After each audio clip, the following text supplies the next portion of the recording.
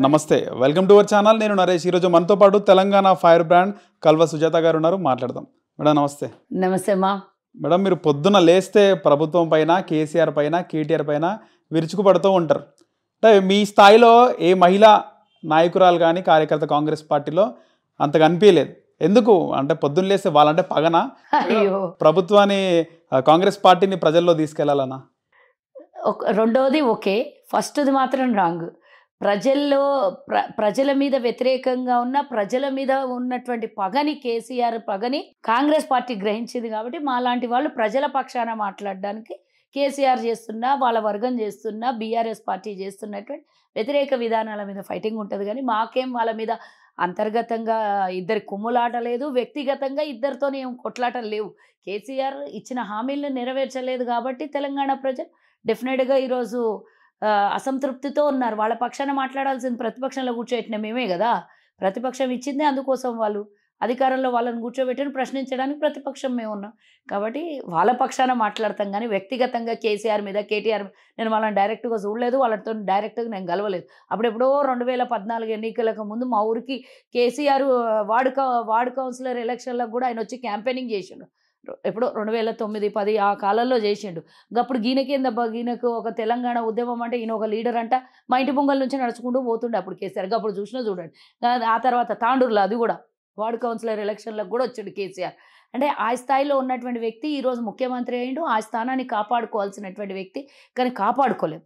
ముఖ్యంగా బాధాకరం ఏంటంటే ఎన్నో ఆకాంక్షలతో వచ్చింది, ఎన్నో పోరాటాలతో వచ్చినటువంటి తెలంగాణ ఇది. ఆ ఆకాంక్ష నెరవేర్చలేదు. కాబట్టి మాకున్నటువంటి బాధ, మేము తెలంగాణ ఇచ్చినాం, తెలంగాణ బిడ్డలు చచ్చిపోతుంటే ఇచ్చినాం. కాబట్టి ఆ బాధ ఎవరికి ఉంటుంది? తల్లి బిడ్డలు చచ్చిపోతున్నారనే బాధతో తల్లి ఇచ్చింది. ఆ తల్లి ఆ బిడ్డల్ని, తెలంగాణ బిడ్డల్ని కాపాడుకోవాల్సినటువంటి బాధ్యత ఆ తల్లిదే కదా. ఆ తల్లి అంటే కాంగ్రెస్ ఆ స్థానంలో. కాబట్టి కాంగ్రెస్కే ఉంటుంది ఈ పెయిన్, కేసీఆర్కి ఉండదు. కేవలం ఆయన తన కుటుంబం తను బంగారం చేసుకోవాలని వచ్చిండు తప్పించి అబద్ధం చెప్పేసి ఎక్కిండు. దళిత ముఖ్యమంత్రి ఎంత అబద్ధమో, బంగారు తెలంగాణ ప్రజలకు చేస్తా అన్న మాట కూడా అంతే అబద్ధం. కాబట్టి ఆయన చెప్పిన మాటల్లో, చేసే చేతల్లో ఒక్కటి కూడా నిజాలు ఉండవు. ఆ చెప్పే మాటలకి, చేసే విధానానికి రెండు క్వైట్ ఆపోజిట్ ఉంటాయి.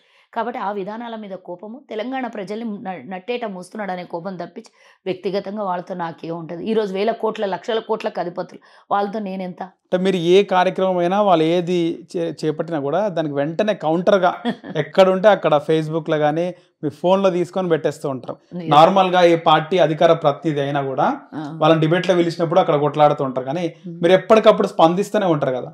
అంటే ఒకటి బాధ్యత, పార్టీ అంటే గౌరవం, ప్రజలంటే గౌరవం, మనకున్నటువంటి రెస్పాన్సిబిలిటీని ప్లస్ అదనంగా పార్టీకి హెల్ప్ అవ్వాలి, ప్రజలకు కూడా ప్రజల పక్షాన మాట్లాడాలి. కాబట్టి సమస్య ఎప్పుడు ఎక్కడ ఉన్నా కూడా మన వరకు రీచ్ అయిందంటే డెఫినెట్గా స్పందించాలి. అది ఒక బాధ్యత.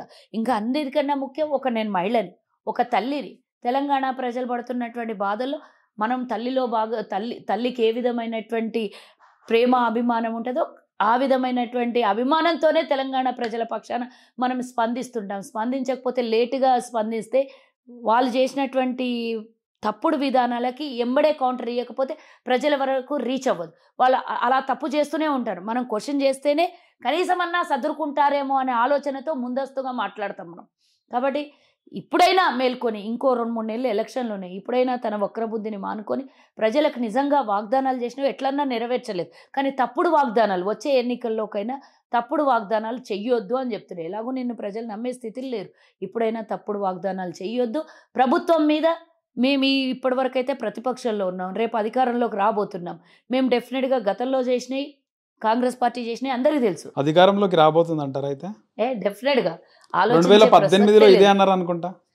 అంటే ఎప్పుడు అన్నాము అని అంటే, ఇప్పుడు మేము కొత్తగా వచ్చిన పార్టీ కాదు, మాకు అధికారము ప్రతిపక్షము అనేది ఏదో షో పుటప్ కాదు. మాకు నాయకత్వం లోపము, నాయకుల కొట్లాటలు, అలా కాదు. నాయకుల కొట్లాటలు కప్పు సాసర్లో ఉన్నటువంటి తుఫాన్ లాంటిది తప్పించి సముద్రంలో ఉన్నటువంటి తుఫాన్ కాదు మాది. గతంలో చెప్పినాం, ఇప్పుడు కూడా చెప్పినాం, రేపు కూడా చెప్తాం, ఎల్లుండి కూడా చెప్తాం. అధికారంలో ఉన్నప్పుడు కూడా చిన్న చితక గొడవలు ఉంటాయి. కానీ అది ఎందుకంటే ఎస్టాబ్లిష్డ్ పార్టీ, చాలా సంవత్సరాల సుదీర్ఘ పార్టీ ఇది. కాబట్టి ఇప్పుడు తల్లి తండ్రి ఇంట్లో 3 పిల్లల్ని కంటేనే ఆ 3 పిల్లల భవిష్యత్తుని వాళ్ళు కనలేరు, వాళ్ళ 3 ఆలోచనలు కనలేరు. పుట్టిన ఎవరి విధానాలు వాళ్ళకు ఉంటాయి. అన్నదమ్ముళ్ళు ఉన్న ముగ్గురు ఇద్దరు ఉన్నా కూడా కొట్లాడుకుంటారు. అది ఇంట్లో కుటుంబ సమస్య అవుతుంది. ఇది కూడా కాంగ్రెస్ది కూడా కుటుంబ సమస్యనే కానీ ప్రజలకు తెచ్చిపెట్టే సమస్య కాదు.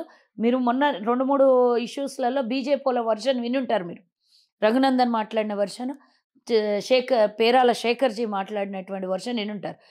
పేరాల శేఖర్జీ డైరెక్ట్గా ట్విట్టర్లో పెట్టిండు ఓపెన్గా బండి సంజయ్ చేసిన స్కామ్ల గురించి, బండి సంజయ్ వెనకాల నడిపించి ఇప్పటిదాకా ఏం లేనోడు ఈరోజు ఏ స్థాయికి ఎన్ని వందల కోట్లు సంపాదించిండు అనేది వాళ్ళ దగ్గర ఉన్నటువంటి వ్యతిరేకమే కాకుండా వాళ్ళ దగ్గర ఉన్నటువంటి అవినీతిని కూడా బట్టబయలు చేసి మాట్లాడినటువంటి వాళ్ళు. కానీ కాంగ్రెస్ పార్టీలో చిన్న చిన్న అలకలు కొట్లాటలు కానీ వీళ్ళు స్కాములు చేసిండ్రు అని ఎన్నడూ బయట. ఎన్నికలు వచ్చేవరకు ఏ నాయకుడు వాళ్ళ నియోజకవర్గం చూసుకుంటారు, ఫస్ట్ రాష్ట్రాన్ని పక్కకు పెట్టేస్తారు కదా. అది ఏ పార్టీలోనైనా జరిగేది. రాష్ట్రం ఏముంటుంది? ఇప్పుడు నేను ఒకటి చెప్తాను, ప్రతి నియోజకవర్గంలో సమస్యలు ఆ నాయకుడు మాట్లాడతాడు. ఈ మొత్తం 119 నియోజకవర్గాలకు ముఖ్యమంత్రి చేసినటువంటి తప్పుడు విధానాల మీద పార్టీ అధ్యక్షుడు మాట్లాడతాడు. అదే కదా విధానం. ఎన్నికలు ఎవరైనా కూడా ఎవరి కాన్స్టిట్యున్సీలో వాళ్ళు పనిచేసుకోకుండా రాష్ట్ర విధానాల మీద అధ్యక్షుడు ఉండంగా, అంటే ఒకసారి గవర్నమెంట్ డిజాల్వ్ అయిపోయినాక అప్పుడు సమస్యలు ఎక్కడి నుంచి ఉంటాయి? గతంలో చేసిన తప్పుడు విధానాల మీదే ఎన్నికలకు పోతాము. గవర్నమెంట్ డిజాల్వ్ అయిపోయినాక మళ్ళీ వాళ్ళు సమస్యలు సృష్టిస్తే ఎట్లా ఉంటుంది? పోలీసు ఉంటుంది, అప్పుడు గవర్నమెంట్ రూల్ నడుస్తుంది, రాష్ట్రపతి రూలు ఈసీ చేతిలో ఉంటుంది. కాబట్టి అప్పుడు వాళ్ళు చేయడానికి తప్పులు ఉండవు, మనం ఎంచడానికి అప్పుడు గతంలో చేసిన తప్పులనే మాట్లాడతాం. కాబట్టి అప్పుడు స్టిల్గా జరుగుతున్నటువంటి సమస్యల మీద ఉండవు కదా ఎన్నికల సమయం అని. అంటే 2014లో అంటే తెలంగాణ వచ్చిన తర్వాత ఇచ్చిన పార్టీగా ప్రజల్లోకి ఎందుకు అంతగా వెళ్ళలేకపోయారు? అప్పుడు ఇప్పుడు మనము 23 ఎన్నికలకు పోతున్నాం. 14 రిమైండ్ చేసుకుంటే గతంలో 2 సార్లు చెప్పినాం మేము చిన్న లోపం మా జరిగిపోయింది. డెఫినెట్గా అవునన్నా కాదన్నా మా లోపాన్ని కూడా మేము చెప్పాలి. మేము ప్రజలు నిజంగానే కాంగ్రెస్ ఇచ్చిన ఏ విధానం కూడా ఇంతవరకు చెప్పుకోలేదు. మీరే మీడియా వాళ్ళే అంటారు, పెద్ద పెద్ద మేధావులు కూడా అంటారు కాంగ్రెస్ చేసిన పెద్ద తప్పు ఏంటంటే చేసిన పనులు కూడా చెప్పుకోలేదు ఇప్పటిదాకా. అంటే మేమేమనుకున్నామంటే తల్లి ఇప్పుడు నా ఇంట్లో నా బిడ్డకి రోజు పొద్దున్న లేస్తే బ్రేక్ఫాస్ట్ నుంచి డిన్నర్ వరకు ఏం కావాలో నా బిడ్డకు నేను చూసుకుంటా. కానీ బయటకు వెళ్ళి ప్రచారం చేసుకొని నా కొడుకు ఇదిగో బ్రేక్ఫాస్ట్ పెట్టినా, లంచ్ పెట్టినా, డిన్నర్ పెట్టినా ఏ తల్లి చెప్పుకోదు కదా. అది మన జీవితంలో నిత్యకృతమైనటువంటి కార్యక్రమం, అది నిజ జీవితంలో. కాబట్టి తల్లి బాధ్యత నెరవేర్చింది, అది చెప్పుకోం కదా. ఇట్లనే అనుకున్నది కాంగ్రెస్ పార్టీ. కాబట్టి తల్లి లాంటి స్థానంలో ఉండి నేను ఇదిగో నా బిడ్డలకి ఇది చేసినా అని చెప్పుకోలేదు.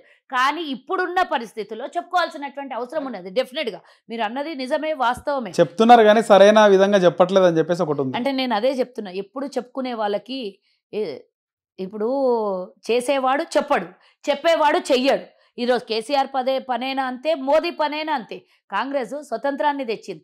రోజు పొద్దుగాలేస్తే మైకు పెట్టి మీ ఇంట్లో మీ పిల్లలకి అందరికి కాంగ్రెస్ దేశానికి స్వతంత్రం వచ్చింది గాంధీ హయాంలో అని, మనం పెద్దల హయాంలో పెద్ద వాళ్ళు దేశం కోసం త్యాగం చేసినామని అవే చరిత్రలలో రాసుకున్నాం. కానీ పొద్దుగాలేస్తే మైకులు పెట్టి కాంగ్రెస్ దేశాన్ని స్వతంత్రం తెచ్చింది, కాంగ్రెస్ దేశాన్ని స్వతంత్రం తెచ్చిందని ఎన్నడూ చెప్పుకోలేదు. At the same time Telangana ఇచ్చింది కూడా అని చెప్పుకోకపోవటంలో మేము చేసినటువంటి తప్పిదం అనేది నేను కూడా ఒప్పుకుంటా. అది అందరూ ఒప్పుకోవాల్సింది. ఎందుకంటే మేమేమనుకున్నామంటే తెలంగాణ ప్రజలు డెఫినెట్గా మంచోళ్ళు, చాలా మంచోళ్ళు, అమాయకులు కూడా. కాబట్టి తెలంగాణ ఇచ్చింది కాంగ్రెసే. సోనియా గాంధీకి ఒక ఓటేసి తెలంగాణలో కాంగ్రెస్కి ఓటేసి రుణం తీర్చుకుందామని ప్రజలు అనుకుంటారు అని అనుకొని మేము ప్రచారం చేయటంలో అంత ముందు స్థాయిలో కేసీఆర్ అంటే ఆయనకున్నటువంటి ఏమంటారు అది దుర్బుద్ధి, చతురత, 70,000 పుస్తకాలు చదివినా అనే చాణిక్యునిగా చెప్పుకునేటటువంటి కేసీఆర్కు ఉన్నంత మేధాతనము కాంగ్రెస్ పార్టీలో అట్లాంటి దొంగ మాటలు చెప్పే మేధాతనం కాంగ్రెస్కి లేకపోవచ్చు, నేను ఒప్పుకుంటా దాన్ని. 2 సార్లు అలా ఫెయిల్ అయ్యాం. మొదటిసారి కేసీఆర్కి అలా ఫెయిల్ అయ్యాం. రెండోసారి తెలంగాణ ప్రజలు కేసీఆర్ని నమ్మిరు.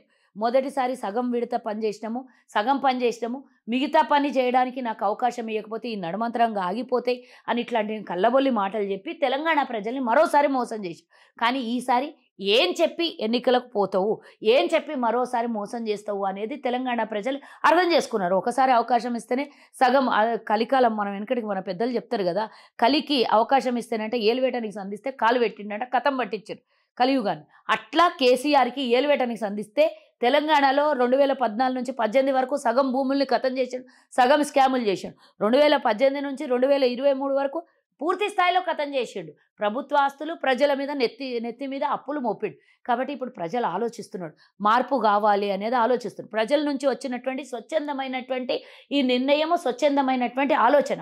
అందులో భాగంగా కాంగ్రెస్ కూడా మేము చెప్పుకోవడంలో మేము వెనకబడిపోయామని డెఫినెట్గా ఈ రోజు చెప్పుకుంటున్నాం. మేము కాంగ్రెస్ తెలంగాణ ఇచ్చింది, సోనియా గాంధీ ఇచ్చింది, పక్క రాష్ట్రాల్లో అధికారం కోల్పోయినాం పూర్తిగా. అక్కడ కాంగ్రెసే లేకుండా పోయింది, తెలంగాణలో అధికారంలో కోల్పోయినాం. ఒకవేళ తెలంగాణ ఇయ్యకపోతే నిజంగానే కాంగ్రెస్కి ఉమ్మడి రాష్ట్రాల్లో 38 నుంచి 40 సీట్లు పక్క వద్దు. ఇయ్యము అంటే ఆంధ్రాలో ఉన్నటువంటి మొత్తం పార్లమెంట్ స్థానాలు మాకే వస్తుండే. అలాంటిది కూడా అంత త్యాగం చేసి తెలంగాణలో అధికారాన్ని కోల్పోతే కేంద్రంలో ఓ 40 సీట్లు అంటే కేంద్రంలో ఏమన్నా ఆశామాష? 40 సీట్లను కోల్పోయినాం కదా తెలంగాణ తరఫు నుంచి. కాబట్టి ఇవన్నీ కోల్పోయినటువంటి త్యాగం చేసుకున్నది మేము. కేసీఆర్ ఏం త్యాగం చేసుకోలేదు. కేసీఆర్ ఇంట్లో ఒడు సావలేదు. కేసీఆర్ తెలంగాణ ప్రజల కోసం కుటుంబాన్ని ఏమీ సాక్రిఫైస్ చేయలేదు. ఊరికే చావు నోట్ల తలకాయ పెట్టి తెచ్చినా అంటాడు కానీ ఏనాడు చావు నోట్ల తలకాయ పెట్టాడు? కానీ నోట్లో అయితే ఇడ్లీ పెట్టుకొని తిని తెలంగాణ తెచ్చినా అని అబద్ధాలు చెప్పాడు. బాత్రూంలో కూర్చొని ఇడ్లీ తిన్నాడు. అదందరికీ తెలిసినటువంటి నగ్న సత్యం. తెలంగాణ బంగారు తెలంగాణ అన్నాడు. బిడ్డ మెడలో 50 కోట్ల పుసల తాడు ఉంటుంది. బిడ్డకు బుర్జు ఖలీఫాలో ఇల్లు ఉంటుంది. కేసీఆర్ కొడుకు ఫామ్ హౌస్లు ఉంటాయి. ఇంటర్నేషనల్ స్థాయిలో డబ్బులు అక్కడ పెట్టుబడులు పెట్టేసి వస్తాడు. అవే డబ్బులు తీసుకొని వచ్చి మళ్ళీ ఐటీ సంస్థలు తెలంగాణలో పెట్టుబడి పెట్టించిన నేనని చెప్తాడు. ఈయన పెట్టుబడినే వాళ్ళు తీసుకొని వచ్చి వివిధ సంస్థలలో పెడితే వాళ్ళు తీసుకొని వచ్చి తెలంగాణ పెట్టుబడి పెట్టి హైదరాబాద్ అంట ఐటీ సంస్థలకు ఇదేందంట. అసలు బుద్ధి లేని వాళ్ళకు వీళ్ళకి నేను అడగాలనుకున్నా. ఐటీ సంస్థల నిర్మాణం అనేది హైదరాబాద్ అనేది ఒక వాతావరణం, మంచి వాతావరణం, పొల్యూషన్ లేని సిటీ. బెంగళూరు లేకపోతే బెంగళూరులో కూడా ఐటీ సంస్థలు ఉన్నాయి. ఇంకా బాంబే నగరంలో ఎందుకు ఐటీ సంస్థలు పోవు? అక్కడే మన హబ్బు, అది దేశానికే పెద్ద హబ్బు వ్యాపారం. కానీ ఎందుకు ఐటీ సంస్థలు పోవు? అవి సముద్రం ఒడ్డున ఉండడం, వాతావరణం సహకరించకపోవడం, కంప్యూటర్లు పాడవడం, ఇవన్నీ వాతావరణానికి వ్యతిరేకంగా ఉంటాయి. అంతేగాని అన్నిటికీ కారణము ఎందుకు తెలంగాణ బీఆర్ఎస్ గొప్పతనం ఏం లేదంటారు. అయితే బీఆర్ఎస్ ఏం చేసింది? ఒక్క గొప్పతనం చెప్తే దాని మీద విశ్లేషణ నేనే చేస్తా. మీ ప్రభుత్వం హయాంలో ఎందుకు మళ్ళీ ఇంత అభివృద్ధి జరగలేదు? ఏం అభివృద్ధి జరిగింది ఒక్కటి చెప్పండి. ఇంత అందులో ఎంత సోషల్ మీడియాలో చూస్తున్నాం ఇప్పుడు. నేనేం చూసి చెప్పడం కాదు. వాట్సాప్ యూనివర్సిటీ సభ్యులు అందరూ గచ్చిబౌలిలో గానీ, ఆ బంగ్లాలు గానీ, ఆ ఇన్వెస్ట్మెంట్లు గానీ మీ ప్రభుత్వ హయాంలో ఏ బంగ్లాలు? ఏది ప్రగతి భవన్లో బాత్రూమ్ కూడా బుల్లెట్ ప్రూఫ్ తో కట్టుకోవడం డెవలప్మెంటా? లేకపోతే సెక్రటేరియట్ 610 కోట్లకు టెండర్ వేసి 1400 కోట్లు పెట్టుబడి పెట్టడం అభివృద్ధి అంటారా? మీరు ఓకే అంటే నేను కూడా ప్రజలకు రేపు పొద్దున అదే చెప్తా. లేదు అనంటే అమరవీరుల స్తూపంకి 63,000 కోట్లు 65 కోట్ల నుంచి 180 కోట్లకు తీసుకొని పోయి అమరవీరుల స్తూపం మీద కూడా లంచాలు కొట్టేసిన కేసీఆర్, ఇక శవాల మీద పేలాలు ఏరుకున్నటువంటి కేసీఆర్ అమరవీరుల మీద కూడా ఏరుకోవడం, ఇక అదే అభివృద్ధి అంటే నేను ఒప్పుకుంటా. లేకపోతే నా ఒక కేబుల్ బ్రిడ్జ్ చేసి ఇదే అభివృద్ధి అంటే దాన్ని కూడా నేను ఒప్పుకుంటా. కానీ తెలంగాణ ప్రజలకు ఎవరికి డబుల్ బెడ్రూమ్ ఇండ్లు వచ్చింది? ఎవరికి రైతులకి ఈరోజు రైతుల పోరాటం నడుస్తున్న ఇష్యూలో ఎవరికి ఈరోజు ఏకకాల రుణమాఫీ చేసినావు? రైతులకు ఏది సబ్సిడీ ఇచ్చినావు? రైతులకు ఏది కనీసం ఒక్క వస్తువు అన్న వాళ్ళు పండించిన పంటకు అదనంగా కేంద్రం ఇచ్చిన రేటు కన్నా నువ్వు అదనంగా ఇచ్చి వాళ్ళ దగ్గర ఏమి కొని సహాయపడుతున్నావు? రైతులకు చెప్పు. 65 లక్షల మంది తెలంగాణ వచ్చిన తర్వాత 65 లక్షల మంది విద్యార్థులు ఈ రోజు నిరుద్యోగంలో కూరుకొని పోయారు. ఏదో ఒకటి నాకు చెప్పండి. ఇందులో నేను చెప్పిందంటే ప్రముఖ ఛానల్లో కేటీఆర్ మాట్లాడుతూ సూపర్ స్టార్ రజనీకాంత్ అలాంటి ఆయన్నే వచ్చి హైదరాబాద్ ఇది మలేషియానా సింగపూరా అని షాక్ అయినా చెప్పాడంటే మా అభివృద్ధి లేదా, మా వాట లేదా అని చెప్పేసి ఆయన మీడియాలో మాట్లాడుతున్నారు. అంటే రజనీకాంత్ లాంటి వాళ్ళు మాట్లాడారు కదా. అక్కడ దాకా మాట్లాడిందే వీడియో పెట్టుకున్నారు. ఆ తర్వాత చంద్రబాబు నాయుడు హయాంలో జరిగింది అనే మాటను కట్ చేసి పెట్టుకున్నారు. ఇక అంతకన్నా దౌర్భాగ్యం నేనేమంటా? మీరేమంటారు అయితే? నేనేమంటా తెలుసా? గతంలో ఉన్న ప్రభుత్వం చేయలేదు అని నేను ఎవరిది అన్నాను. టీడీపీ ఆర్జంబోస్, టీడీపీ ఐటీ అంటే అస్సలు వచ్చిందే ఐటీ రంగం భారతదేశానికి రాజీవ్ గాంధీ హయాంలో. దాన్ని తెలంగాణ, దానికి ఒక హైదరాబాద్ అనేది పెట్టుబడికి కానివ్వండి, ఐటీ సంస్థలకు కానీ ఈ వాతావరణం పూర్తి స్థాయిలో పనిచేస్తుందని అనుకూలంగా నుంచి వచ్చినటువంటి పెద్ద పెద్ద మహానుభావులు కూడా అనుకూలంగా ఉంటుందని ఇక్కడ ఐటీ సంస్థలు స్టార్ట్ చేసారు. ఆ తర్వాత 1 by 1 వాటంతట నువ్వు వద్దన్నా వస్తాయి, నువ్వు వ్యతిరేకించినా వస్తాయి. నీకు ఇన్కమ్ వస్తున్నప్పుడు నువ్వు ఎందుకు వద్దంటావు? అవే అట్లా వచ్చినాయి. కానీ కేటీఆర్ నేను చేసేసిన అని అంటే ఈరోజు తెలంగాణ మీద ఆ రోజు ధనిక రాష్ట్రం అన్నాం, హైదరాబాదులో ఉన్నటువంటి ఇన్కమ్ అంతా తెలంగాణ సంపద అన్నాం. మరి ఆ సంపద తీసుకొని నువ్వు పెడుతున్నావేమో అనుకోవాలి కదా. ఈరోజు ఆ సంపదతోనే నీవు కొంపంతా నింపుకొని ఈరోజు రాష్ట్రానికి 5 లక్షల కోట్ల అప్పు చేసినవా లేదా? మరి గతంలో ఏ ప్రభుత్వం అన్నా 65 ఏండ్లు పరిపాలించిన ప్రభుత్వాలు, గత ప్రభుత్వాలు 67,000 కోట్ల మిగులు బడ్జెట్ ఇచ్చిందే కానీ నీకు అప్పులు ఇవ్వలేదు కదా. ఈరోజు 5 లక్షల కోట్లు ఒక్క రాష్ట్రానికి 9 ఏండ్లల్లో 5 లక్షల కోట్ల అప్పు అయింది. ఇది ధనిక రాష్ట్రం, మరి ఎందుకు అప్పులైనాయి? ఏం అభివృద్ధి దీంట్లో నాకు చెప్పు. నీ నెత్తి మీద 1,00,000 ఉంది, నా నెత్తి మీద 1,00,000 ఉంది. అనవసరంగా నువ్వేమన్నా అప్పు చేసినావా? అది చేయలేవు కదా. నేనేమన్నా అప్పు చేసినా? నా ఇంటికి నేను అప్పు చేసుకుంటే నేను కట్టుకోవాలి. మళ్ళీ అదనంగా ప్రభుత్వం చేసిన అప్పును కూడా నేను ఎందుకు కట్టుకోవాలి? ఈరోజు కేంద్ర ప్రభుత్వం 1,00,000 రూపాయలు నెత్తి మీద వేస్తుంది పుట్టిన బిడ్డకి. ఈరోజు రాష్ట్ర ప్రభుత్వం నెత్తి మీద 1,00,000 రూపాయలు ఇస్తుంది. ఎందుకు నేను భరించాలి? అకారణంతో ఏ కారణం లేకుండా నేనెందుకు అప్పు కట్టాలి? ప్రభుత్వ అప్పు ఏ రూపంలో తీసుకుంటాడు నా దగ్గర? ఈరోజు రోడ్డు మీద ఒక బండి నడుస్తుంటే బండికి చాలానా వేస్తున్నావు. ఈరోజు లిక్కర్ మాఫియా చేసి పెట్టేసినావు. రాష్ట్రం మొత్తం liquor liquor liquor liquor liquor wine షాపులు చేసేసినావు. గ్రామానికి ఒక 5 బెల్ట్ షాపులు చేసినావు. ఈరోజు దాని మీద వచ్చిన ఇన్కమ్తోనే రాష్ట్రం నడుస్తుంది, రాష్ట్ర ప్రభుత్వం నడుస్తుంది. ఖజానాలో అవి వైన్ షాపులు, బీర్లు, అదేమంటారు కదా. రేపు కాంగ్రెస్ ప్రభుత్వం వస్తే అన్ని ఎత్తేస్తారా మరి? ఈ బెల్ట్ షాపులు నడిపించడం కరెక్ట్ అంటే మీరు నాకు చెప్పండి. బెల్ట్ షాపులు అయితే ఎత్తేయాలి కదా. ఒకటి ఒకప్పుడు నాకు తెలిసి లేవు బెల్ట్ షాపులు అయితే అన్అఫీషియల్ గా వ్యాపారం చేస్తున్నట్టే కదా. నేను ఒకటి చెప్తా, నాకు తెలివి వచ్చిన తర్వాత నేను చూసింది ఏంటంటే గుడికి బడికి దగ్గరలో 2-3 కిలోమీటర్ల దూరం ఏ వైన్ షాపులు ఉండకుండా నాకు తెలివి వచ్చిన తర్వాత. నేను ఏ రాజకీయ పార్టీ గురించి మాట్లాడట్లేదు, కానీ ఆ విధమైనటువంటి రూల్స్ ఉంటుండే. ఇప్పుడు బడికి ఒక 100 అడుగుల దూరంలో వైన్ షాపులు, గుడికి ఒక 100 అడుగుల దూరంలో వైన్ షాపులు. ఇదేనా మన సంస్కారము, సంస్కృతి? చెప్పండి నాకు. దేన్ని ప్రోత్సహించి పెద్దగా చేస్తున్నట్లు? నువ్వు వైన్ షాపు, బీర్లు అమ్ముతేనే ఈరోజు రాష్ట్రం నడుస్తుంది.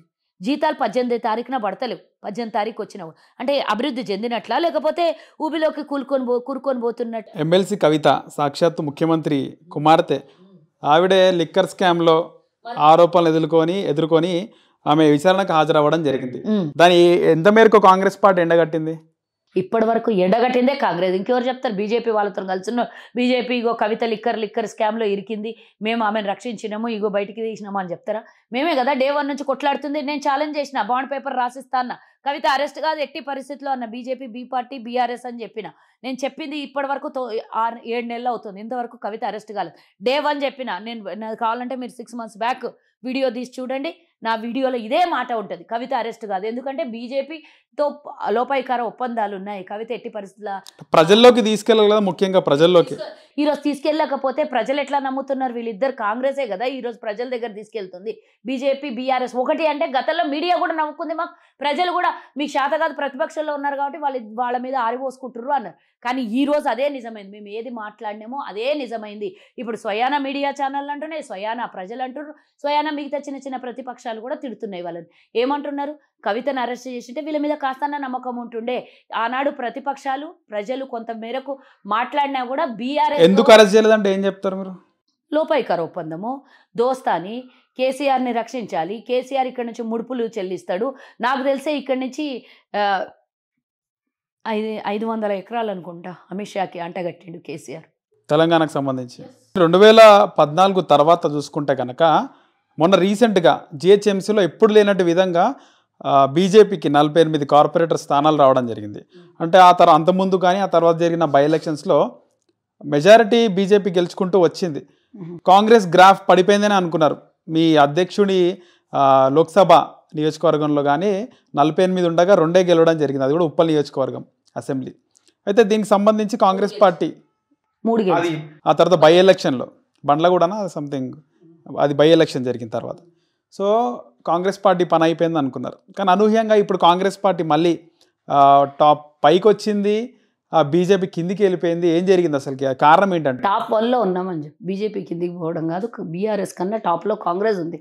ఒకటే నేను ఇందాక చెప్పిన కదా, కాంగ్రెస్ పార్టీ నుంచి 12 మంది దొంగ ఎమ్మెల్యేలు వెళ్ళిపోయినారు.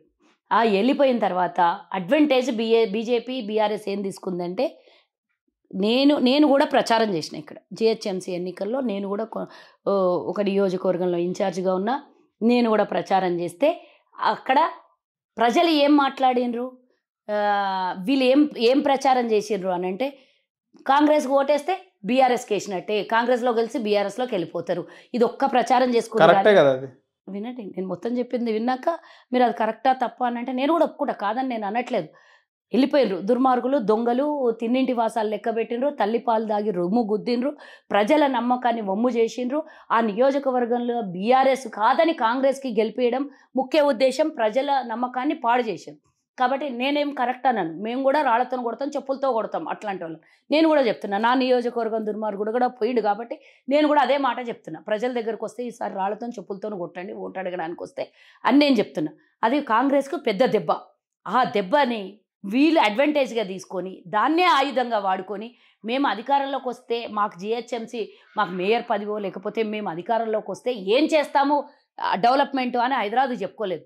వాళ్ళు ఏం చెప్పుకున్నారు, కాంగ్రెస్ ఓటేస్తే బీఆర్ఎస్కి వేసినట్లే, కాంగ్రెస్లో గెలిచిన వాళ్ళందరూ బీఆర్ఎస్లోకి పోతారు అని చెప్పి గెలిచిండ్రు.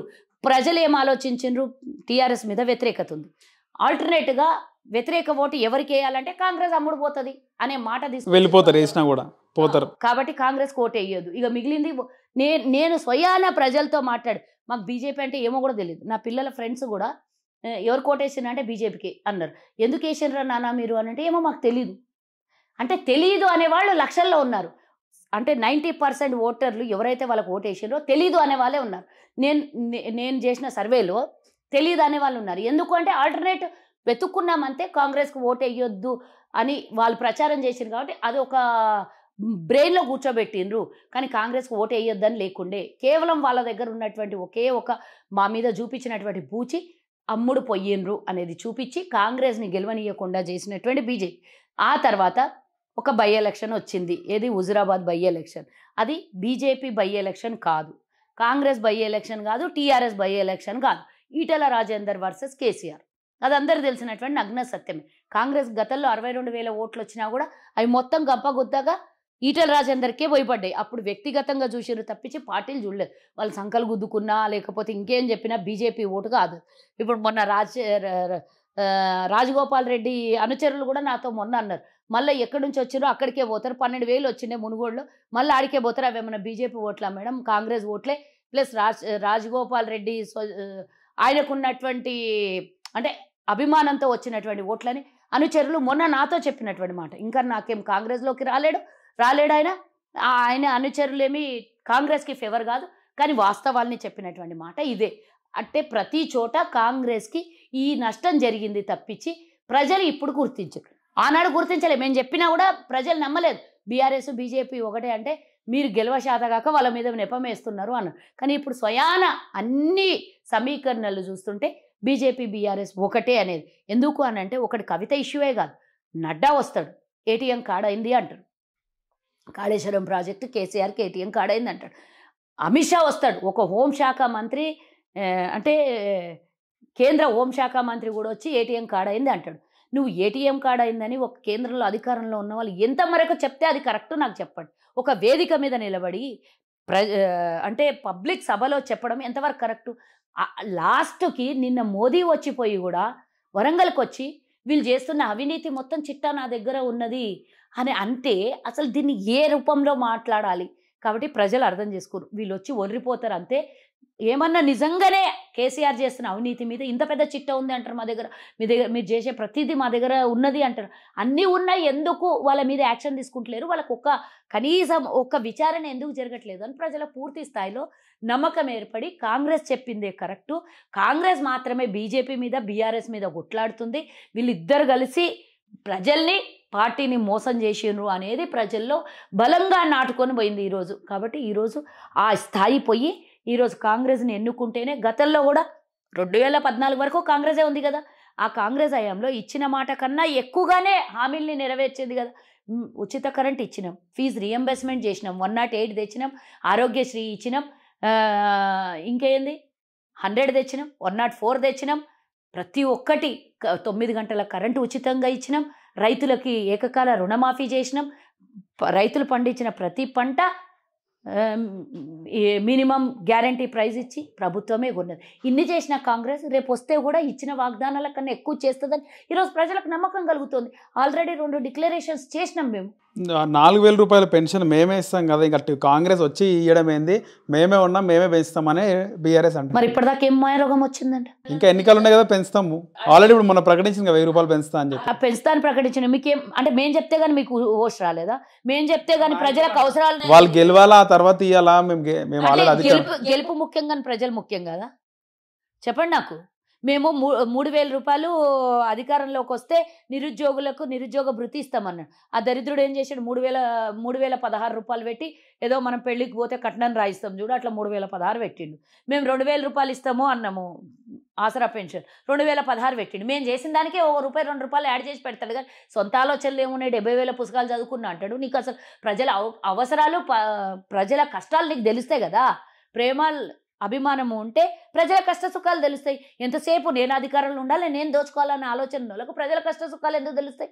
మేము 4,000 పెడతా అన్నప్పుడు నువ్వు ఇప్పుడు 5 ఏళ్ళు అయింది, ఫస్ట్ సారి వదిలేసాం, రెండోసారి 4 ఏళ్ళు వెళ్ళి 4.5 సంవత్సరాలు అవుతుంది కదా అధికారంలో, ఎందుకు ఓష్ రాలేదా? నువ్వు హ్యాండిక్యాప్డ్లకి ఇవ్వాలి, ఎయిడ్స్ వ్యాధి సోకిన వాళ్ళకి ఇవ్వాలి, ఇంకా చాలా రకరకాలుగా కాంగ్రెస్ పార్టీ ఇప్పుడు 7-8 రకాల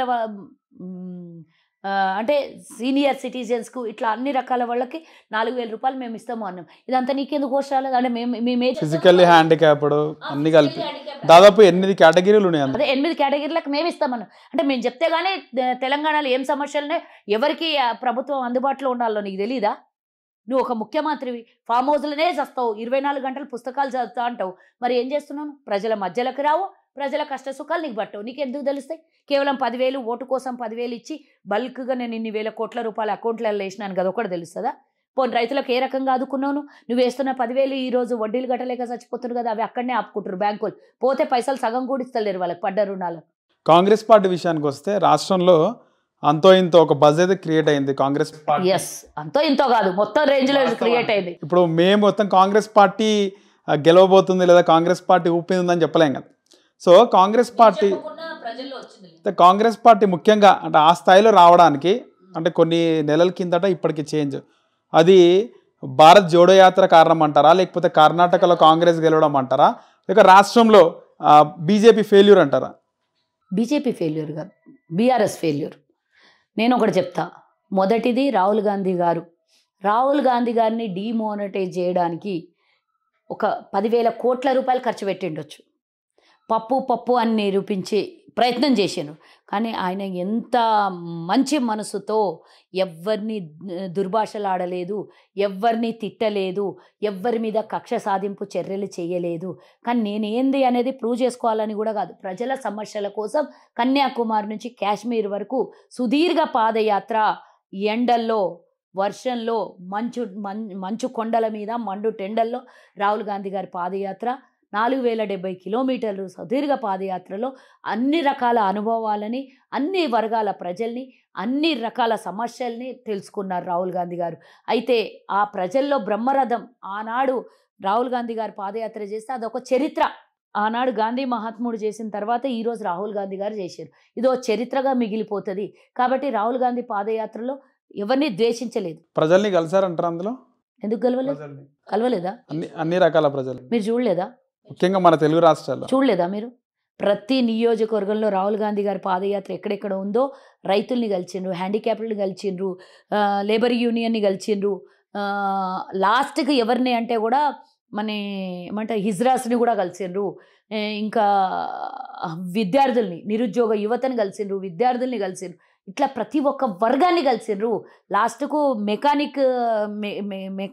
మెకానిక్ చేసుకునే షెడ్ల దగ్గర నుంచి నడుచుకుంటూ పోతే వాళ్ళని కూడా కలిసిండ్రు, టీ షాప్లలో టీ చేసుకునే వాళ్ళని కలిసిండ్రు, హోటళ్ళల్లో తిని వంట చేసే వాళ్ళ హోటల్లో చేసుకునే కార్మికులను కూడా కలిసిండ్రు. అందరినీ, అన్ని వర్గాల ప్రజల్ని రాహుల్ గాంధీ గారు మీట్ అయినరు, వాళ్ళ సమస్యల్ని తెలుసుకున్నారు. కాంగ్రెస్ వస్తే ఏం చేస్తుంది, వాళ్ళకున్న సమస్యలు ఏంటి, రెండు మేము వచ్చిన తర్వాత ఏం చేస్తామని కూడా హామీ ఇవ్వడం. మామూలుగా అదొకటి. మీరు అడిగిన 3 ప్రశ్నలకు నేను సమాధానం చెప్పండి.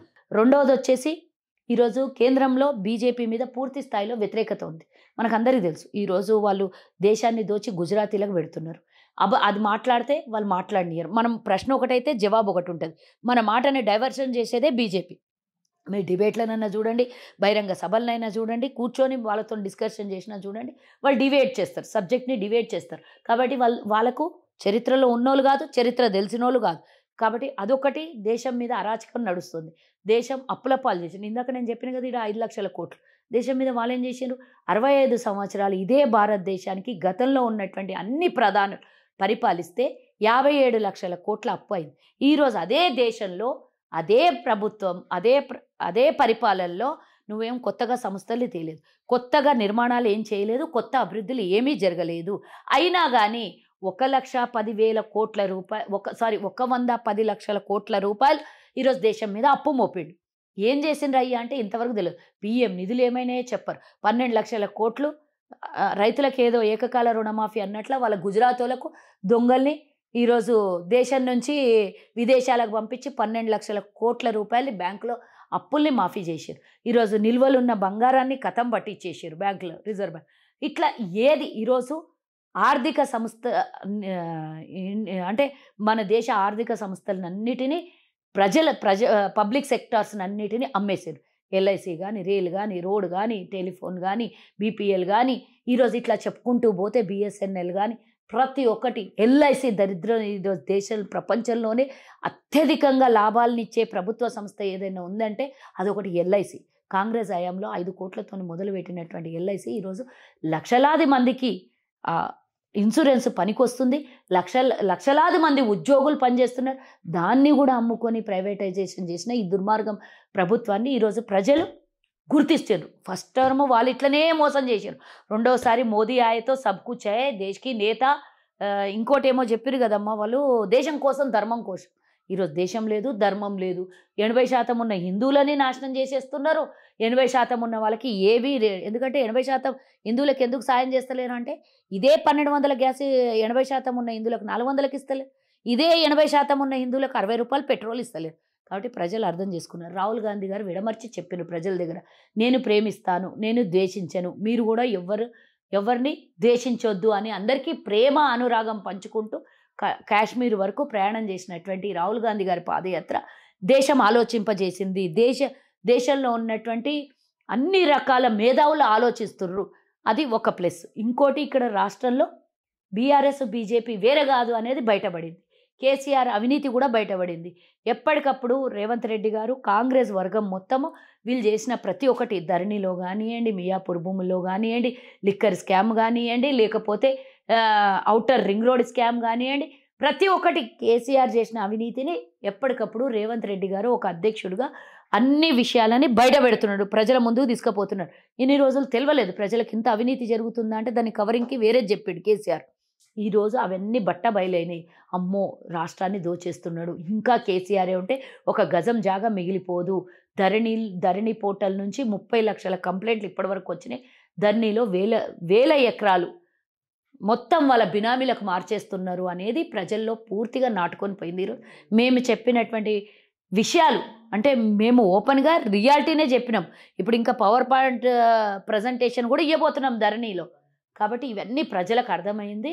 అందుకే కాంగ్రెస్ గ్రాఫ్. ఇంకోటి కర్ణాటకలో గెలుపు కూడా కాంగ్రెస్కి బూస్టింగ్ ఇచ్చింది. కార్యకర్తలు బాధలో ఉన్నారు. 10 ఏళ్ల నుంచి జెండా మోసి వాళ్ళ మీద అక్రమ కేసుల్ని బనాయించి వాళ్ళ కనీసం రేషన్ కార్డులు కూడా ఉండనీయకుండా క్యాన్సిల్ చేయించినటువంటి దుర్మార్గమైనటువంటి చరిత్ర ఈ టీఆర్ఎస్ పార్టీది. తెలంగాణలో రకరకాల కష్టాల్లో పడ్డటువంటి పార్టీ కార్యకర్తలు కానీ పార్టీ అభిమానులు కానీ ఈరోజు కర్ణాటకలో గెలిచిన తర్వాత డెఫినెట్గా మేము కూడా కలిసికట్టుగా ఎంత కష్టాలు వచ్చినా సరే, ఇప్పటివరకు 9 ఏళ్ళు పడ్డాము, ఇంకో 6 నెలలు పడలేమా, ఈ కష్టాల నుంచి మనం గట్టెక్కి అందరూ ప్రజలు బాగుండాలి, అందులో మేము ఉండాలి అనుకొని కార్యకర్తలు గట్టిగా పనిచేస్తున్నారు. కాబట్టి అన్ని రకాలుగా కాంగ్రెస్కి ప్లస్ అయింది ఈరోజు తెలంగాణ.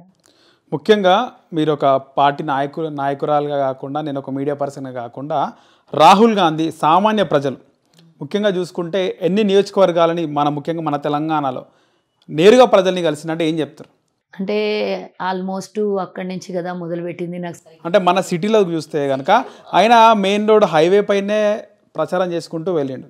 అంటే హైవే పైనే వచ్చిన వాళ్ళని కలుసుకుంటూ. హైదరాబాద్లో ఈ రూట్ ఇట్లా ఉండే, మొత్తం ఈ రూటు నాంపల్లి ఇవన్నీ ఇట్లా ఉండే, అవును, రూటు మార్చింది. మాకు పర్మిషన్లు ఇవ్వలేదు. అది కూడా చూడండి, గట్టిగా కొట్లాడి అవి తెచ్చుకున్నాం పర్మిషన్. ఖైరతాబాద్ నుంచి పంజగుట్ట అవన్నీ ఉండే అంటే అది లాస్ట్కు అక్కడ కొంచెం సేపే ఉన్నారు. ఖైరతాబాద్ పంజగుట్ట అట్లా వెళ్ళిపోయిన, అక్కడి నుంచి బాలానగర్ అట్లా వెళ్ళిపోయినరు. కానీ యాక్చువల్లీ సిటీ సెంటర్ నుంచి ఇట్లా ఉండే రాహుల్ గాంధీది.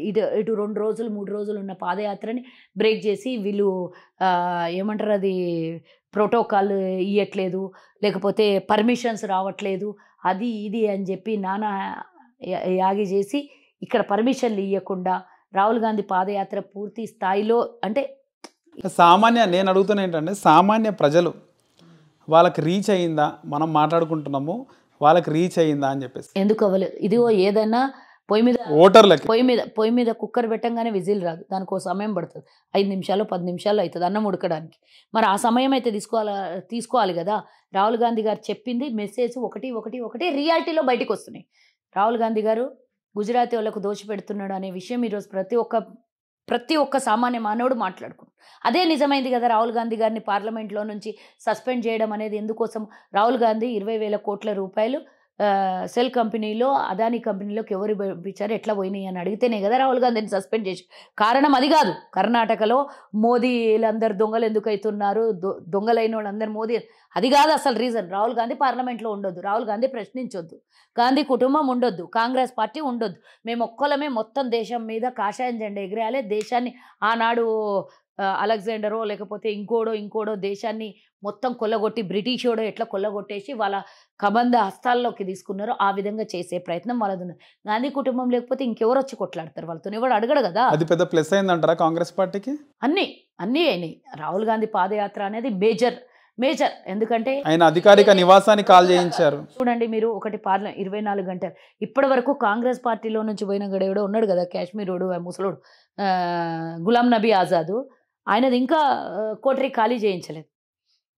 మా పార్టీలో నుంచే పోయింది కదా, ఆయన ఎంపీ అయిపోయింది కదా. కానీ రాహుల్ గాంధీ గారికి పగబట్టి వారం రోజుల లోపల కోటరీ ఖాళీ చేయించారు ఎంపీ. ఎంత దారుణము, ఎంత గలీజు. ఇది చూసి ప్రజలు స్పందించిర్రా లేదా? ప్రజల గుండెల్లో కన్నీరు వచ్చిందా లేదా? ఆ రోజు ఏ సామాన్య మానవుడికైనా, నేను ఒక కాంగ్రెస్ పార్టీ లీడర్ని కాదు, ఏ సామాన్య మానవుడికైనా కంటతడి పెట్టించిందా లేదా? ఇంత దారుణమా, ఇంత కక్ష సాధింప, ఇంత ప్రశ్నించే గొంతుని కొయ్యాలని ప్రయత్నం చేస్తున్నారా అనేది ప్రతి ఒక్కరి లోపల వచ్చిందా లేదా? మాకు రాహుల్ గాంధీ గారు పాదయాత్ర ఏమో కానివ్వండి, ఈ మోదీనే కాంగ్రెస్ పార్టీకి స్టార్ క్యాంపెయినర్గా మారాడు ప్రచారం చేయడానికి. ఓకే, రాష్ట్రంలో చూసుకుంటే ముఖ్యంగా తెలంగాణ కాంగ్రెస్ పార్టీ అధ్యక్షులుగా ఉన్నటువంటి రేవంత్ రెడ్డి చంద్రబాబు మనిషి అని చెప్పి ఇప్పటికీ మాట్లాడుతున్నారు. ఏమంటారు దీనిపైన సమాధానం మీద? ఎవరు అన్నారు? అది ఎవరు అంటే ఏ పార్టీ అన్నది నాకు చెప్పు. కేటీఆర్ అన్నాడు ఎన్నో సందర్భాల్లో. ఇది తెలుగు కాంగ్రెస్ తెలియదు, తెలుగుదేశం కాంగ్రెస్ తెలియదు, కాంగ్రెస్ తెలుగుదేశమో తెలియదు. ఇంకా రేవంత్ రెడ్డి పేరు ఎన్టీ రామారావు కాదనుకుంటా కదా? కాదు కదా. కేటీఆర్ పేరేంది? తారక రామారావు. ఎవరి పేరు పెట్టుకున్నావు? మీ అయ్య ఏ పార్టీ నుంచి వచ్చిండు? నీ పార్టీలో ఉన్న 75 మంది ఎక్కడి నుంచి వచ్చిండ్రు? అంటే రేవంత్ రెడ్డి ఒక్కడు పీసీసీ అయ్యి మీకు గొంతులో ఎలక్కాయ పడ్డట్టు అయినందుకు రేవంత్ రెడ్డి మీద ఇట్లాంటి నేపాలు వేస్తారా? ఎందుకు? ఏ పార్టీ అంటే ఆ పార్టీలో నుంచి బయటికి వచ్చినాక ఆ పార్టీని దూషించాలి, తిడితేనే ఆ పార్టీకి పనిచేస్తలేను, నేను నికార్స్ అయిన కాంగ్రెస్లోనే అని చెప్పుకోవాలన్నా? అంటే అవతల పార్టీ ఇప్పుడు ఆ పార్టీలో ఉన్నప్పుడే ఆయనకు ఇంతో అంత గుర్తింపు వచ్చింది, ఆయన ఎదిగిండు. ఆ పార్టీని ద్వేషించి తిడితేనే నీకు కరెక్టా? తిన్నింటి వాసాలు లెక్క పెట్టాలనా? అంటే రేవంత్ రెడ్డి తిట్టలేదు కాబట్టి టీడీపీని చంద్రబాబు నాయుడు మనిషి అయిపోతాడా? అభిమానం అందరికి ఉంటుంది, ఎవరి నాయకుల మీద వాళ్ళకు ఉంటుంది అభిమానం. తిడితేనే చెడ్డగా అయిపోరు, మెచ్చుకుంటేనే మంచిగా ఉండదు. మనసులో ఒకటి ఉండి మీది కోటి మాట్లాడొద్దు కదా. నేను అడుగుతున్నా, ఈరోజు నీ దగ్గర 75 మంది టీడీపీ నుంచి వచ్చిన వాళ్ళు ఉన్నారు, మరి వాళ్ళందరూ తెలంగాణ ద్రోహులే కదా? నీ దగ్గర ఉన్న ఆలుగడ్డల సీన్ అయినా, లేకపోతే ఈ పాలు అమ్ముకునే మల్లిగాడైనా, లేకపోతే ఇంకోడు ఉన్నాడు కదా, పేరేంది, ఇంకెవరో ఉన్నారబ్బా, ఈ జీవన్ రెడ్డి కూడా అల్ల నుంచి వచ్చి ఆర్కెపూడి గాంధీ అయినా మస్తు మంది చెప్పిన, మస్తు మంది పేర్లు చెప్పిన కదా, మస్తు ఇక వాళ్ళందరూ కాదు ఇక పాపంలే కానీ, అనవసరంగా అందరిని ఎందుకు తిడుదు కానీ ఇక తిట్టే విధవలు ఉన్నారు కదా, వీళ్ళ గురించే చెప్తున్నారు. ఎర్రబల్లి దయాకర్, నోరు నాలుక లేని వాళ్ళు అందరూ, అందరూ టీడీపీ నుంచి పోయిన వాళ్ళే కదా. అంటే నీది ఇప్పుడు టీడీపీ టీఆర్ఎసా? ఇంకా కాంగ్రెస్ పార్టీలో ఉన్న రేవంత్ రెడ్డి కొంతమంది 20-25 మంది వచ్చిండొచ్చు టీడీపీలో నుంచి, ముఖ్య నాయకులు, అది కూడా ముఖ్య నాయకులు కూడా కాదు, 2-3 ముఖ్య నాయకులు. నీ దగ్గర ఎమ్మెల్యేలే అయ్యారు కదా, number of people, number of majority of TDP నుంచి వచ్చిన. అంతెందుకు మీ అయ్యనే టీడీపీడు, నువ్వు ఎన్టీ రామారావు పేరు పెట్టుకున్నావు, ఆనాడు ఫోటోగ్రాఫర్గా పనిచేసినావు. అంటే ఇప్పుడు నువ్వు చంద్రబాబు నాయుడు కనుసందల ఎవరు పనిచేసి ఫోటోగ్రాఫర్ లాగా నువ్వు చూడు, ఫోటోలు తీస్తుంటాడు, కేటీఆర్ తీస్తుంటాడు. ఓకే, బాలకృష్ణ. మరి అరే నువ్వు కదా బానిసలాగా ఉండి బయటికి వచ్చినావునివి, నీకు మంత్రి పదవి ఇవ్వలేదనే 2001లో బయటకు వచ్చినావు. నీకు మంత్రి పదవి ఇస్తే గాండేపడి ఉంటేవి కదా. ఈ దరిద్రమే ఉండకుండా చంద్రబాబు నాయుడు తిట్టాలి ఫస్ట్. ఆ మంత్రి పదవి ఒకటి పడేస్తే నిజంగా కోరుకున్న తెలంగాణ వేరే వస్తుండే. ఈ కేసీఆర్కి అసలు ఇంత లక్షల కోట్లు తెలంగాణ దోపిడే కాకుంటుండే. ఆ చంద్రబాబు నాయుడు చేసిన తప్పు పనికి ఈరోజు తెలంగాణ ప్రజలంతా అనుభవిస్తున్నారు. మీ పార్టీ నాయకుడే గతంలో కోమటిరెడ్డి వెంకటరెడ్డి 50 కోట్లు ఇచ్చి రేవంత్ రెడ్డి టీపీసీసీ అధ్యక్ష పదవి తెచ్చుకున్నాడని చెప్పేసి ఏమైంది అయితే అన్నారు కదా. ఆధారం లేని మాటలు కోపంలో ఆవేశంలో అన్నాడు. ఈరోజు అందరు కలిసి ఉన్నప్పుడు మళ్ళీ చిచ్చులు పెట్టడానికి క్వశ్చన్ ఎందుకు? అంటే మీరేమనుకున్నారు అసలు? నేనేమనుకోలేదు, ఆ రోజు కూడా చెప్పిన నేను ఆ రోజు నేను కూడా అంటే అంతర్గతంగా నేను అనుకున్నది ఆయన 50 ఇస్తే మన ఎంకన్నా అంటే నేను అంటున్నా ఏఐసిసికి 50 కోట్ల రూపాయలు ఇచ్చి లాలూచి పడేటంత అవసరం లేదు. 50 కోట్ల కమ్ముడు పోయేటంత ఏఐసిసి కాదు. దేశంలో ఆనాడు స్వతంత్రం కోసం 177 కోట్లు అంటే ఈరోజు అది 20-30 లక్షల కోట్ల ఆస్తి ఉంటుండే వాళ్ళకు ఉంచుకుంటే. వాళ్ళ డబ్బు మీద వ్యామోహం లేదు, అధికారం మీద ఆపేక్ష లేదు వాళ్ళకు. అవన్నీ ఉంటే తెలంగాణ ఇచ్చింది ఇక్కడ కూర్చొని తెలంగాణ గెలిపించుకుంటుండే సోనియా గాంధీ, రాహుల్ గాంధీ. అంత లేదు వాళ్ళకి. ప్రజల ఆకాంక్షనే ముఖ్యం అనేది తలచిన రాళ్ళు. అంటే ఈ 50 కోట్లు 20 కోట్లకు అమ్ముడు పోయి ఏఐసిసి కాదు, ఇట్లాంటి 28 రాష్ట్రాలు ఉన్నాయి. 2017లో కాంగ్రెస్ పార్టీలోకి వచ్చినటువంటి రేవంత్ రెడ్డికే టీపీసీసీ పదవి ఎందుకు ఇచ్చారు? అంటే అంతటి స్థాయిలో వేరే నాయకులు లేరంటారా తెలంగాణలో కాంగ్రెస్ పార్టీ? లేదు, అందరు సీనియర్లు, అందరు మంచి నాయకులు. ఆనాడు ఉన్నటువంటి రేవంత్ రెడ్డికి ఎందుకు ఇచ్చారు? ఇప్పుడు ఎందుకు వచ్చింది ఆ క్వశ్చన్? ఇప్పుడు ఎలక్షన్ల ముంగల మా నాయకుల మధ్యలో కొట్లాటలు పెట్టేయడానికి సంవత్సరం ఉంది కదా, సంవత్సరం అయింది కదా ఇచ్చి ఆల్రెడీ. సంవత్సరం కాదు, 2 సంవత్సరాలు కూడా వెళ్ళింది. మొన్న 26వ తారీఖు, జూన్ 26వ తారీఖు. ఇప్పుడు ఈ 25వ నెల ఇది నడుస్తుంది. వచ్చిన 4 సంవత్సరాలకి ఇచ్చారు పదవి. అయితే ఏమైంది అంటే ఎందుకు అలా? ఇప్పుడు వచ్చావని కాదు, ఏం సాధించావు అనేది ముఖ్యం కదా. ఆయనకి కెపాసిటీ ఉంది, ఆయనకి ఇంట్రెస్ట్ ఉంది, పబ్లిక్ కూడా కోరుకున్నారు, కావాలని కోరుకున్నారు. సోషల్ మీడియా కానీ బయట అందరు కానీ మాస్ పబ్లిక్ కానీ అందరు కానీ రేవంత్ రెడ్డి కావాలి అనుకున్నారు. ఒకటి ఎప్పుడు కూడా జరిగినటువంటి సంచలనాత్మకమైనటువంటి ఒక నిర్ణయం ఎట్లా జరిగింది అని అంటే ఎన్నికల ద్వారా. ఎన్నికలు అంటే అంతర్గతంగా జరిగినటువంటి ఎన్నిక. ఎట్లా అంటే ఒపీనియన్, 1-to-1 ఒపీనియన్ తీసుకుంటే ఎట్లా ఉంటుందని. ఎవరిది 33 డీసీసీలది, మాజీ ఎంపీలది, మాజీ మంత్రులది, కంటెస్టెంట్ ఎమ్మెల్యేలది, అప్పుడున్నటువంటి లీడర్లు పెద్ద అప్పుడున్నటువంటి సీనియర్ లీడర్లది అందరిది 1-to-1 250కి పైగా మెంబర్స్ది ఒపీనియన్ తీసుకున్న తర్వాత మెజారిటీ ఆఫ్ ఓటింగ్ ఎవరికి వచ్చిందో వాళ్ళని చూసి మొట్టమొదటిసారి చరిత్రలో, కాంగ్రెస్ చరిత్రలో రేవంత్ రెడ్డి గారి ఎన్నిక అట్లా జరిగింది. ప్రజల ఆకాంక్ష, లీడర్ల ఆకాంక్ష, తెలంగాణ ఎవరొస్తే బాగుంటుంది, ఎవరైతే ముందుకు నడిపిస్తారు అనే ఆలోచనలో తీసుకున్నారు తప్పించి నేనేమి ఈరోజు అనను వెంకటరెడ్డి అన్న ఏమి ఎలిజిబుల్ కాదా, ఉత్తమ్ కుమార్ రెడ్డి ఎలిజిబుల్ కాదా, లేకపోతే బట్టి విక్రమార్క ఎలిజిబుల్ కాదా, శ్రీధర్ బాబు ఎలిజిబుల్ కాదా అన్నాను. కానీ ఆ రోజు ఉన్నటువంటి సిచ్యువేషన్, ఆ రోజు ఉన్నటువంటి ఒక నిర్ణయం జరిగిపోయింది అంతే. అది ఈరోజు కాంగ్రెస్ పార్టీ స్థాయిలో ఉందంటే కారణం అంటే ఎవరు చెప్తారు? అందరూ కలిసికట్టిగా పనిచేస్తున్నారు. మమ్మల్ని విడదీసే ప్రయత్నం మీ ఛానల్ చేయకండి. ఒకవేళ రేవంత్ రెడ్డి అధ్యక్షుడు కాకపోతే ఎట్లా ఉండదు పరిస్థితి పార్టీకి? నేను ఒకటి చెప్తా, ఎప్పుడెప్పుడైతే కాంగ్రెస్కి అవసరమో, కష్టాల్లో కూడా అనను నేను, దేశం కష్టాల్లో ఉన్నప్పుడు కాంగ్రెస్ అవసరం. కాంగ్రెస్ కొంచెం క్లిష్ట పరిస్థితిలో ఉన్నప్పుడు నాయకుడిని భగవంతుడు పుట్టిస్తాడు. ఆనాడు రాజశేఖర్ రెడ్డి వచ్చిండు, ఈనాడు రేవంత్ రెడ్డి వచ్చిండు. ఎప్పుడైనా ఒక లీడర్ రెడీగా ఉంటాడు కాంగ్రెస్కి. కాంగ్రెస్ పార్టీలో కోవట్లు ఉన్నారు ఇంకా అంటే ఏం చెప్తారు? పాత కథలన్నీ తీసుకొని అడుగుతున్నారు. రేపు పొద్దున్న చెప్పండి ఏం చేస్తుందో అడగండి, చెప్తాను. లేరు, ఎవరు లేరు, అందరు కాంగ్రెస్ లేరంటారు. అయితే ఎవరు లేరు, అందరు కాంగ్రెస్ కి పనిచేసేటోళ్ళే, కట్టుబడికి పనిచేసేటోళ్ళే. అంటే గతంలో మీ కీలక నాయకులు శాసనలో వచ్చేటటువంటి తుఫాన్లు తప్పించి వేరే ఏం లేవు. ఆ చిన్న చిన్న అపోహాలన్నీ తొలగిపోయినాయి. ఈరోజు అధిష్టానం పూర్తి స్థాయిలో తెలంగాణలో ఇక్కడ కాన్సన్ట్రేషన్ పెట్టింది. ప్రియాంక గాంధీ, రాహుల్ గాంధీ, సోనియా గాంధీ, ఖర్గే గారు పూర్తి స్థాయిలో కాన్సన్ట్రేషన్ తెలంగాణలో ఇచ్చిన తెలంగాణలో ఒక అవకాశం ఇవ్వమని తెలంగాణ కాంగ్రెస్ అడుగుతోంది. దానికి పూర్తి స్థాయిలో కేంద్రం నుంచి ఇక్కడ అంటే వాళ్ళు పూర్తి స్థాయిలో ఇక్కడ అబ్జర్వేషన్లో ఉన్నారు కాబట్టి అందరినీ కలుపుకొని పోవడం బాధ్యత పార్టీది, అధిష్టానం. అందరినీ కూర్చోబెట్టి మాట్లాడాను, అందరు కలిసికట్టుగా పనిచేయాలి. ఎన్నికలు 4 నెలలు ఉన్నాయి. ఇప్పుడు ఎవరు బిజీలో వాళ్ళు ఉంటారు, ఎవరు నియోజకవర్గం వాళ్ళకి ఇంపార్టెంట్. ముఖ్యంగా అధికారంలోకి రావడం ఇంపార్టెంట్. కొట్టుకునుడు కొట్లాడుకునుడు ఇప్పుడు అన్నీ ఏమేముండవు. ఇవంతా మా దిష్టి అంతా పోయి ఆడ బీజేపీ పార్టీ ఆఫీస్లో పడదు, ఆడ పోయి తీసుకోండి బయట కలుస్తారు. ఇంకో క్వశ్చన్ ఏంటంటే, మొన్న యూత్ డిక్లరేషన్ సభకి మొట్టమొదటిసారి ప్రియాంక గాంధీ గారు తెలంగాణకి రావడం జరిగింది. అయితే ఆ సభలో ఆమె రేవంత్ రెడ్డి పేరు తర్వాత ఉత్తమ్ కుమార్ రెడ్డి, బట్టీజీ, ఆ తర్వాత షబీర్ అలీజీ, జీవన్ రెడ్డిజీ అని చాలా పేర్లు చెప్పిన తర్వాత మధ్యలో మళ్ళీ సీతక్క పేరు చెప్పినప్పుడు ఫస్ట్ రేవంత్ రెడ్డి పేరు చెప్పిన తర్వాత సీతక్క పేరు వరకు 10 పేర్లు ఉన్నాయి మధ్యలో. ఆ 2 పేర్లకే ప్రజల బాగా అరవడం జరిగింది. అయితే ఏమైంది ఇప్పుడు ప్రజల ఆకాంక్షని, ప్రజల ఇంట్రెస్ట్ని, ప్రజల అభిమానాన్ని మనం ఏం చేయలేం కదా.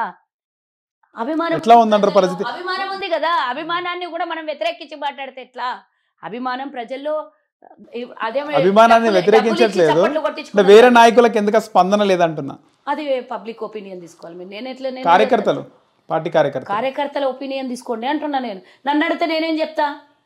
నా మనసులో మాట ఏముందో ఆఫ్లైన్లో అడుగు, నేను చెప్తా. కానీ ఆన్లైన్లో అడిగితే నేను నా ఒపీనియన్ కూడా నేను చెప్పను. గతంలో రేవంత్ రెడ్డి మొన్న ఏదైతే కామెంట్స్ చేసిండో ఇలాంటి కామెంట్ గతంలో కూడా చేయడం జరిగింది. ఒకటే కుర్చీ ఉంటే నేను సీతకి ఇద్దరం ఉన్నాం, ఒకటే కుర్చీ ఉంటే నేను కూర్చోకుండా సీతక్కని కూర్చోబెడతా, ఆడబిడ్డకి అక్క చెల్లెళ్ళకి ఇచ్చే గౌరవం మర్యాద ఇస్తాను. మొన్న కూడా ఆడబిడ్డలకి ఇచ్చే గౌరవం, అందులో కాంగ్రెస్ పార్టీ మహిళలను గౌరవిస్తుంది. ఆ కుర్చీ నేను లేచి కూర్చోబెడతా అన్నాడు. సీఎం సీట్ ఇస్తా అని చెప్పలేదు. కానీ మీనింగ్ అదే వస్తుంది కదా. అంటే ఆ విధంగా అట్లనే అనుకుంటారా? కుర్చీ అంటే సొంత అక్కగా భావిస్తాడు. రాజకీయాలే కదా ఉంది, ముఖ్యంగా రాజకీయాలే కదా. సీఎం సీట్ ఇస్తానైతే చెప్పలేదు. మొన్న అయితే నేరుగా అనేసిండు. ఏమన్నాడు?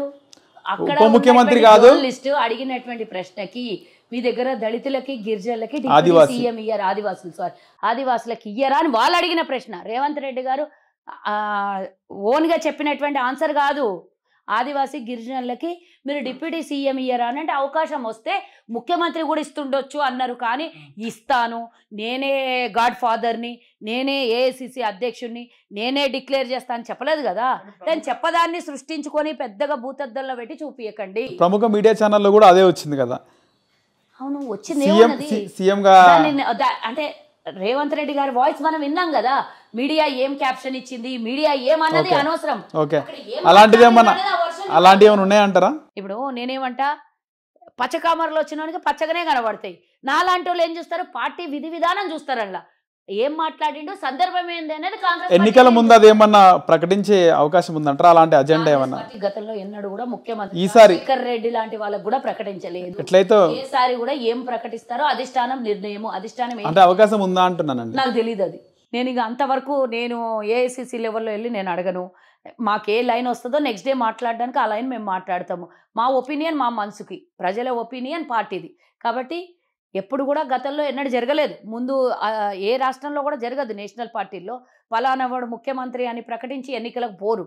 మోస్ట్లీ అది సందర్భాన్ని బట్టి ఏ విధంగా తీసుకుంటుందో పార్టీ నిర్ణయం నాకు తెలియదు. కాంగ్రెస్ పార్టీ ఆఫ్టర్ ఎలక్షన్ల తర్వాత ప్రకటిస్తుందా నాకు తెలియదు. దానికి నేను ముందుగానే మేనిఫెస్టోనే తయారు కాకముందు నేను ముఖ్యమంత్రి అభ్యర్థిని ప్రకటిస్తుందా నేనైతే చెప్తాను. కాంగ్రెస్ పార్టీ మొత్తం 119 నియోజకవర్గాల్లో పోటీ చేస్తుందా? ఎందుకు చేయలేదు? గతంలో చేయలేదా? అంటే షర్మిలను కూడా జాయిన్ చేసుకుని పొత్తే అవకాశం ఉంది అంటున్నారు కదా. పొత్తు కాదు, విలీనం.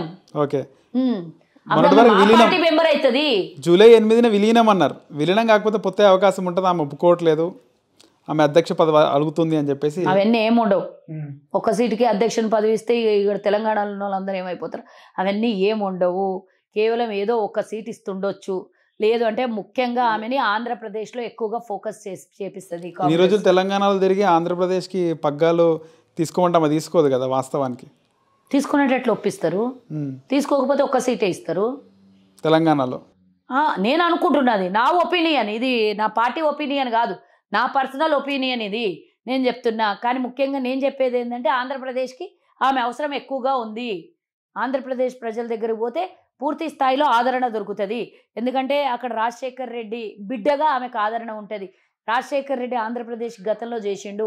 మీరు అంటే రాజశేఖర్ రెడ్డి గారు రాయలసీమ వాసులు కాబట్టి రాయలసీమలో, ఆంధ్రప్రదేశ్లో రాయలసీమ ఉంది కాబట్టి అక్కడ ప్రజలు రాజశేఖర్ రెడ్డి గారు చేసిన అభివృద్ధి, కాంగ్రెస్ పార్టీ ఈరోజు అక్కడ చాలా పూర్తి గ్రాఫ్ తగ్గిపోయినటువంటి పార్టీ కాబట్టి ఒక రాజశేఖర్ రెడ్డి బిడ్డగా కాంగ్రెస్కి అవసరం కూడా ఉంది కాబట్టి అక్కడ పనిచేస్తే చాలా బాగుంటుందని నేను కోరుకుంటున్నా. గతంలో కూడా నా ఒపీనియన్ చెప్పిన, ఇప్పుడు కూడా అదే అంటున్నా.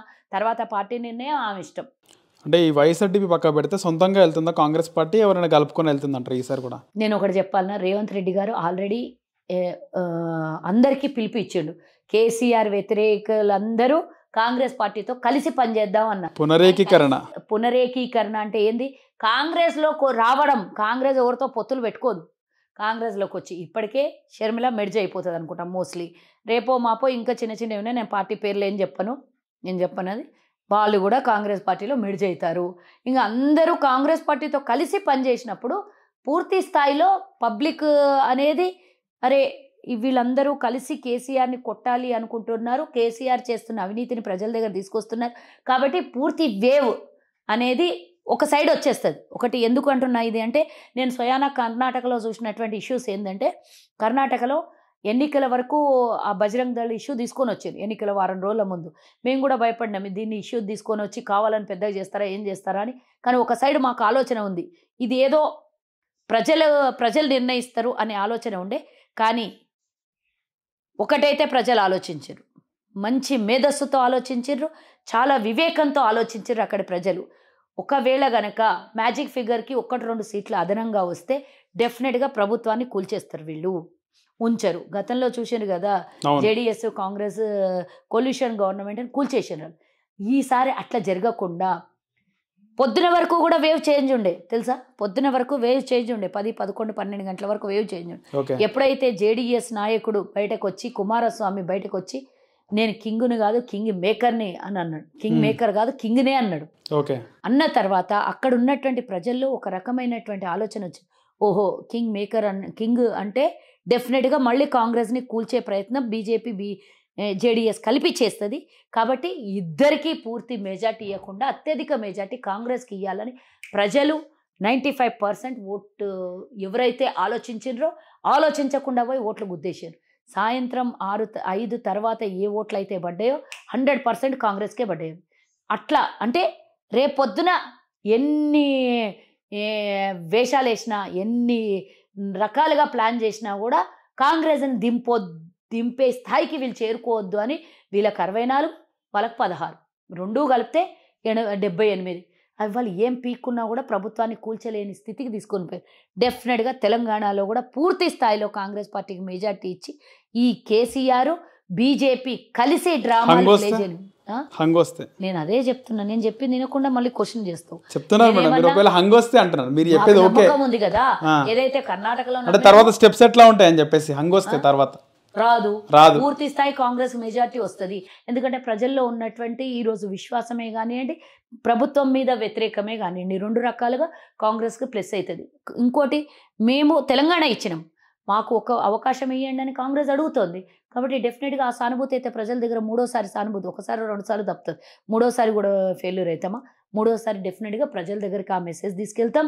ఆ మెసేజ్కి డెఫినెట్గా ప్రజల దగ్గర నుంచి స్పందన,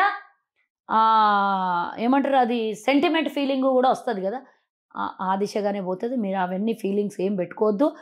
23 ఎన్నికల తర్వాత గాంధీ భవన్లో రిజల్ట్ అనౌన్స్ అయిన తర్వాత గాంధీ భవన్ సెలబ్రేషన్లు ఉంటాయి. మీరు కూడా మాతో పాటు సెలబ్రేషన్లో మీతో ఏకీభవిస్తాను. ఒకవేళ రాని పక్షంలో మీరు ఇక అది ఊహకే అందదు, దానికి ఆలోచన నేను ఎందుకు చెప్తాను, నేను ఏం చెప్పను ఇప్పుడు దానికి ఆన్సర్. సో మీరు హట్ అవుతున్నారు. ఫైనల్ గా కాంగ్రెస్ పార్టీ అధికారంలోకి వస్తే ముఖ్యమంత్రి ఎవరు అవుతారు? నేను అదే చెప్పిన, ఇందాక కూడా అదే చెప్పిన. కాంగ్రెస్ పార్టీ ఎప్పుడు కూడా ముఖ్యమంత్రిని డిక్లేర్ చేసి ఎన్నికలకు పోలేదు. ఒకవేళ ఇప్పుడు అలాంటి పరిస్థితులు ఏమన్నా వస్తే అధిష్టానం నిర్ణయం తీసుకుంటుంది. కానీ నేను ఈ వీడియో రికార్డింగ్ అయిన తర్వాత నా మనసులో ఎవరున్నారో, ఎవరు కావాలనుకుంటున్నారో అడగండి, నేను చెప్తా. ఇప్పుడు నేను అంతా కాంగ్రెస్ పార్టీ లైన్ మీదే నడుస్తా, కాంగ్రెస్కి కట్టుబడి పనిచేస్తా, కాంగ్రెస్ విధానమే నా విధానం, నా అభిమానము, నా ఇష్టం వేరే. ప్రజల ఇష్టాన్ని నేను, పార్టీ ఇష్టాన్ని నేను మాట్లాడను. మొత్తానికి రేవంత్ రెడ్డి సీట్లో ఎవరు కూర్చుంటే వాళ్ళని గౌరవం. రేవంత్ రెడ్డి కాంపౌండ్ లో ఉన్నటువంటి కల్వ సుజాత ఎక్కడి నుంచి పోటీ చేస్తుంది? తాండూరు కాంపౌండ్. తాండూరు నుంచి పోటీ చేస్తారు. అయితే కాంగ్రెస్ పార్టీ కాంపౌండ్ లో ఉన్నాను నేను, రేవంత్ రెడ్డి గారి కాంపౌండ్ కాదు. అంతే అంటారా? ఎస్, బరాబర్. ఆ సీట్లో ఎవరు కూర్చున్నా ఆ పార్టీ నాయకుడిని గౌరవిస్తా, ఆ ఆ పార్టీ అధ్యక్షుడిని గౌరవిస్తా, ఆ పార్టీ మీన్స్ కాంగ్రెస్ పార్టీ అధ్యక్షుడిని గౌరవిస్తా, నా తోబుట్టులాగా భావిస్తా. మహిళలకు ఏ మేరకు ఇస్తుంది ప్రాధాన్యత వచ్చే ఎన్నికల్లో? డెఫినెట్గా ఇవ్వాలని కోరుకుందాం. ఎందుకంటే ఎంత శాతం ప్రియాంక గాంధీ గారి ఆకాంక్ష అదే. మనం చూసినాం ఉత్తరప్రదేశ్లో గెలుపా ఓటమే అని చూడలేదు. అసలు కొత్త వాళ్ళని కూడా అవకాశం ఇచ్చింది. అంటే ఒక్కసారి ఓడినా కూడా రెండవసారి అనేది అది ప్రజల్లోకి ఆ మెసేజ్ వెళ్ళిపోతుంది. ప్రజలకు కావాల్సిన మహిళా రిజర్వేషన్, మహిళా సాధికారత అనేది ఒక స్టెప్ వేయాలి. గెలుపు ఓటమి అనేది సెకండ్, ఫస్ట్ స్టెప్ వేస్తేనే కదా రెండో అడుగు పడుతుంది. కాబట్టి మొదటి అడుగు అంత పెద్ద రాష్ట్రాల్లోనే సాహసం చేసింది ప్రియాంక గాంధీ. ఇప్పుడు కూడా డెఫినెట్గా తెలంగాణలో కూడా మినిమం ఒక 20% మహిళలకు ఇస్తారని ఛాన్స్ ఉంటుందని నేను అనుకుంటున్నాను. రైట్ అండి, ధన్యవాదాలు.